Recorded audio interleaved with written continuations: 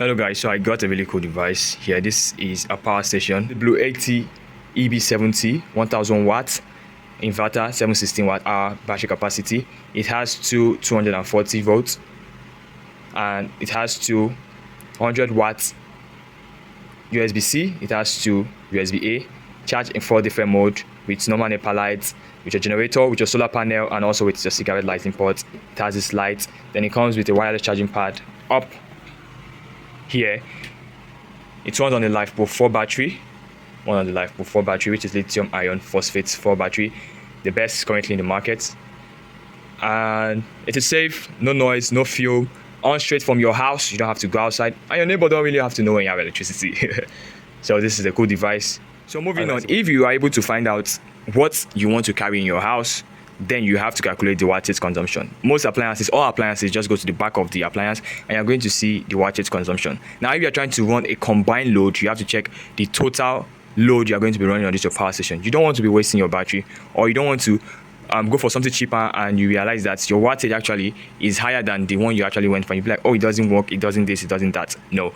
Once you know your total consumption, then you'll be able to pick the right wattage for yourself. So right now, what I have, I'm powering a tiny room. I have two bulbs with one on 10 watts each. I have a sound system, television, my refrigerator, which is the big boy that actually takes the whole load, and I also have a fan. So basically, the refrigerator actually spikes these devices because it's just a starting wattage. So it takes these devices up to like 300 or 400 watts. Then it triggers the fan, which is here. After it triggers the fan, it's just like, it happens like 5 seconds and the fan is no longer making noise. But the only one reason about this device is this is actually an older model.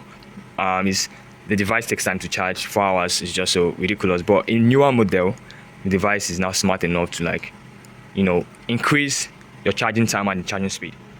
I'm making this video as a long review, so this is what you're going to see if you ever come across this power station or you ever come across buying this power station. But let's go straight to the main functionality of this power station. Now, remember I told you that actually I was talking about the location of where you want to put this device. So where my changeover switch is outside of the building. It's just far away, so I had to like draw wire straight down and connect it through my window here. And this is the wire I actually brought. This is the wire from outside, and this is what is going to be taking power from here, sending it over to my changeover switch, and it powers my whole building. So sorry, it powers my whole room. And let's go straight to the video. Right now, currently it's drawing about 12 watts, just powering just this light. But let's see how total consumption is going to be if I'm powering everything. So as I told you, I connected it outside. So I do put this under my table, where this station is. I should put under my table. So this is the cable. So once I plug this, just notice how my bulb is going to come on. So this is actually on, so I'm going to, like, take out the protective film out of it.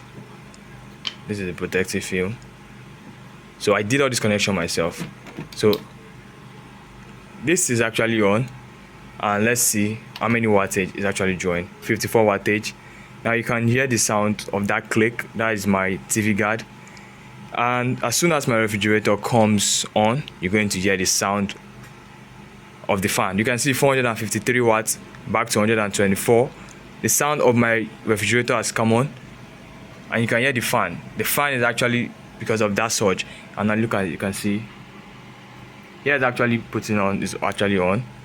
So my house currently is running at 120 watts. So let me show you what it carries apart from this table. You can actually see it's a crazy tech. My television being on, the sound system being on, the refrigerator also being on, and this is where the power station actually is. This is the power station. So immediately I press or I take this out, it's going to completely go off. So if I take this out, it goes off. The lights are out. All out. So when I'm actually going out, I plug it directly to my refrigerator and just go out. I know that is going to give me like a long lasting time because it takes about 60 watts. Then if I spend like 4 hours or so, it's going to still be on before I come back. Then I go charge them. So currently now I'm not using the panel because my panel is not in this location, and I'm still trying to find a way to actually fit the panel to where I am. It's a foldable panel, 120 watts from Bluetti Eb70. I just use my generator to charge them. So most times before I do on my generator maybe 8 hours in a day or so, but now I do on my generator like 2 hours when I feel like. If I'm not home, should be around 2 hours. If I'm home, maybe 4 2. Sometimes I even run out of calculation, but you know, this is something you need to get if you're a remote worker, if you run a charging business, if you run anything that this is a consumption can work with it. This is actually peace of mind. There's actually no price on energy independence, so this is actually bringing peace, and you should go for it. But if your stuff is for bigger stuff, just do it. Go for the bigger one, because if I'm actually going to upgrade from this, I'm going for a higher wattage, something that is about that can carry a whole full building. So yeah, go big, go big. Let's go. Thank you guys. Let's go.